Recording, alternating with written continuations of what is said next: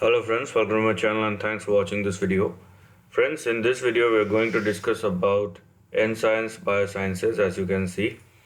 Now a couple of things to look at before moving on to the chart, as there is a staggering amount of volume that we have seen in the last trading session, because the average volume is 871.52k and it has already surpassed more than million. Apart from that, the volatility has started increasing with a net price change of 136%. And as you can see, the weekly and monthly volatility is 42%, the monthly volatility is 18%, and weekly volatility is 42%. So things are changing quite fast with a share outstanding of 6.22 million. So there are some things which has happened in this particular stock, and apart from that, the trailing 12 months return on equity and return on asset is quite staggering. Return on equity of 107% is quite a number. So although overall numbers are mixed, but there are some good numbers which we are gonna look at. Apart from that, because the volatility is also increased, so does the price action. So let's see what the chart is saying overall here.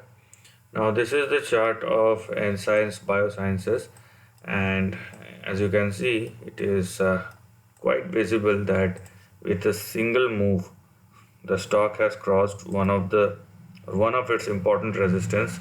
And if you're looking at these levels, so here we are.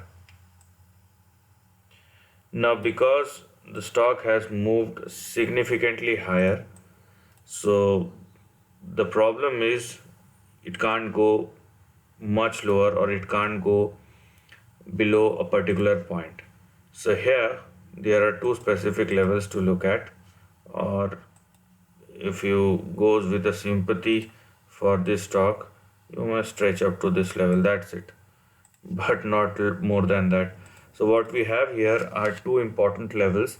2.95 and 2.78 are your two immediate support levels, whereas near 2.25, or this is actually this one, yeah, near $2 2.15 you will find your stop loss. So now the stock must not go below these three particular levels. So that's the condition it has to follow, right? Because the stock has fallen quite a lot from its high, and if it has to move higher, it has to prove itself that it's going to sustain above some particular levels. Now if it started trading above 2.9, great, good enough, then in that case the next target we have here is $4. Beyond $4 we have 5.59. so this is a range. As you can see, overall this is a range. This highlighted section is a range. Then there is a sharp breakdown that has happened below 2.15 and the stock has fallen down, or I would say below 2.95, right? So because the stock has again started moving above 2.95, so the current range is in between 2.78 and 5.59.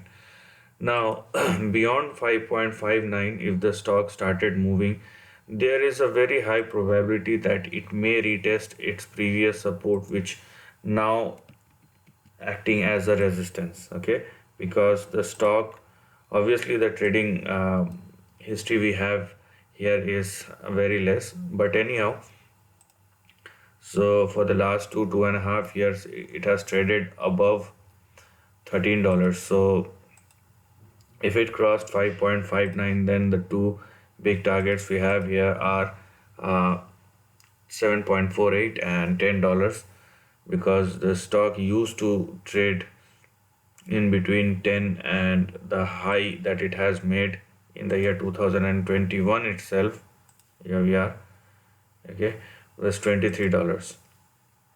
So $10 will definitely act as a big resistance. And let's say if it crossed, only if it crossed $10 and sustain above that in the upcoming weeks and months, then obviously we will look for $17 and $23. But these two levels are out of the picture right now. What we have here is the current range, which is in between 2.78 and 5.59, beyond which you have 7.48 and $10.